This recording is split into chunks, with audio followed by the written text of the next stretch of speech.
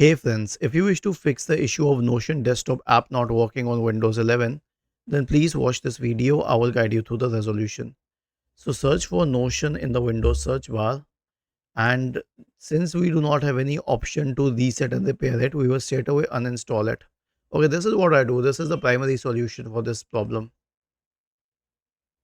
Now search for Notion here and click on these three dots and uninstall it and uninstall it again. It needs a few seconds to uninstall.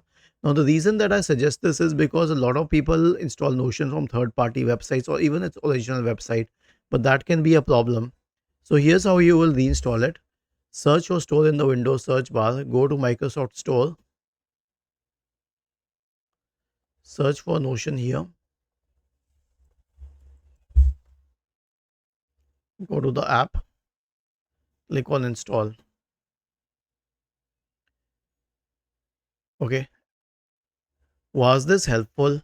If yes, then please subscribe to the channel. If not, then let us know in the comment section of the video on how we could help you further. Thank you for watching this video and have a nice day.